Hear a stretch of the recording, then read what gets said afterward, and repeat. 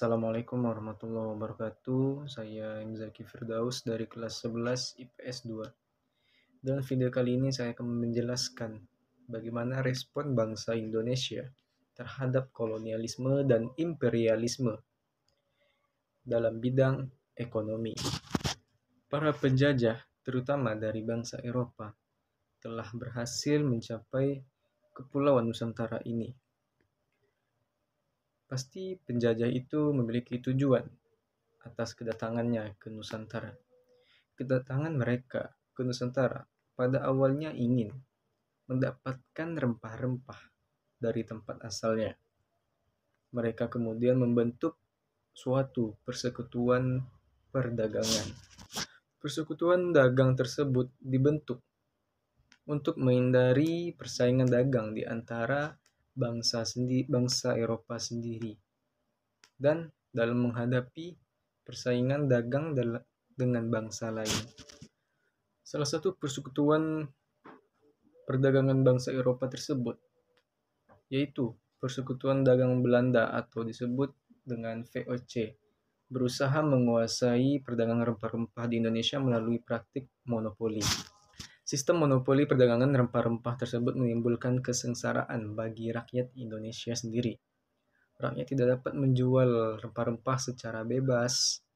Rempah-rempah yang dimiliki rakyat pun dihargai sangat murah oleh pemegang monopoli tersebut. Sistem monopoli ini telah memberikan keuntungan yang sangat besar bagi para penjajah. Sebaliknya, menimbulkan kerugian bagi rakyat Indonesia sendiri, yaitu rakyat atau penduduk penghasil rempah-rempah itu sendiri. Dalam mempertahankan praktik monopolinya, tentu Belanda tidak sungkan menggunakan ancaman dan kekerasan terhadap penduduk penghasil rempah-rempah dan bangsa lain yang ingin berdagang dengan penduduk tersebut. Selanjutnya, perlawanan terhadap tindakan monopoli tersebut pun muncul di berbagai wilayah di Nusantara, yaitu pertama, perlawanan Sultan Ageng Tritayasa terhadap upaya blokade dan monopoli VOC.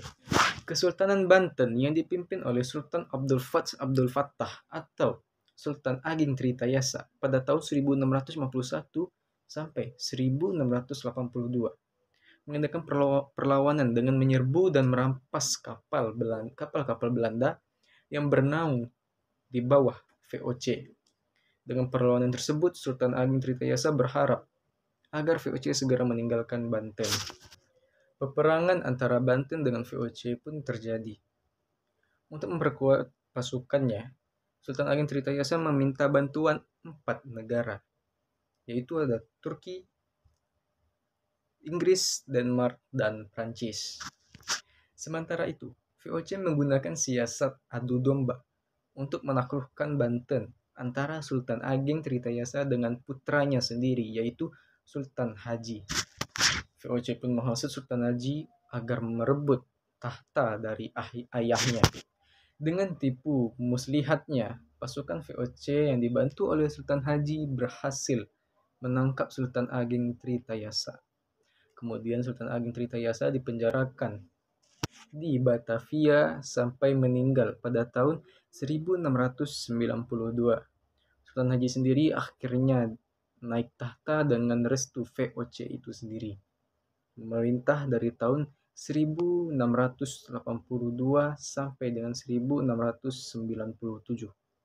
Pada tanggal 17 April 1684 ditandatanganilah perjanjian dalam bahasa Belanda, Jawa, dan Melayu yang berisi 10 pasal. Perjanjian inilah yang menandai berakhirnya berkuasa Kesultanan Banten dan dimulainya monopoli VOC atas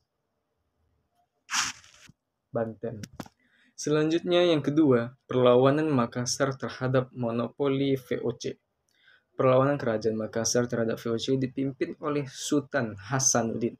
Keinginan VOC untuk melakukan praktik monopoli perdagangan ditentang oleh Sultan Hasanuddin yang menerapkan perdagangan bebas di wilayahnya. Pada tahun 1667, Sultan Hasanuddin memimpin pertempuran melawan VOC yang dipimpin oleh Spillman.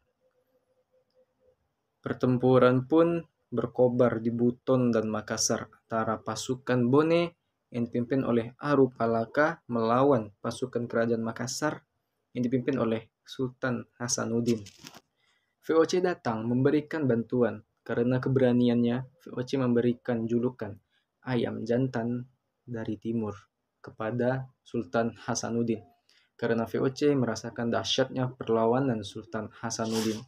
Selain mendapatkan bantuan dari Aru Palaka, VOC juga mendapatkan bantuan dari orang-orang Ambon di bawah pimpinan Kapiten John Kerr. Makassar dikepung dari darat dan laut. Setelah benteng Barombon pusat pertahanan Makassar direbut VOC, maka pertahanan Makassar berhasil dipatahkan oleh VOC. Sultan Hasanuddin menyerah dan terpaksa menandatangani perjanjian Bogaya pada tanggal 18 November 1667. Dengan perjanjian tersebut, Sultan Hasanuddin juga bermaksud mencegah jatuhnya banyak korban di kedua belah pihak, apalagi pasukannya harus berhadapan dengan bangsa sendiri, yaitu Tidore, Ternate, Buton, dan Bone membantu Belanda. Beberapa bulan kemudian, pertempuran berkobar lagi. Namun akhirnya Sultan Hasanuddin kalah dan kembali menyerah. Sejak saat itu, para pejuang Makassar yang tidak mau tunduk kepada VOC pergi merantau, diantaranya pergi ke Jawa. Mereka kemudian bergabung dengan para pejuang Jawa melawan VOC. Selanjutnya yang ketiga, perlawanan rakyat Saparua terhadap monopoli Belanda. Maluku sangat penting bagi Belanda karena daerah ini merupakan penghasil rempah-rempah. Monopoli perdagangan rempah-rempah di Maluku sudah dilakukan ratusan tahun oleh Belanda sampai jatuhnya VOC tahun 1799. Berdasarkan Traktat London tahun 1814, maka semua jajahan Belanda di Nusantara kembali diserahkan dari Inggris kepada Belanda. Berdasarkan perjanjian tersebut, Indonesia kembali dijajah Belanda. Penguasa Belanda di Maluku kembali menjalankan praktik-praktik lama.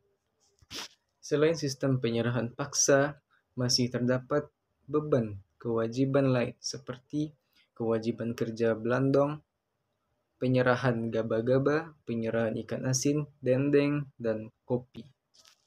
Akibat dari penderitaan rakyat itu, maka pada tahun 1817, rakyat Maluku bangkit melawan kekuasaan Belanda.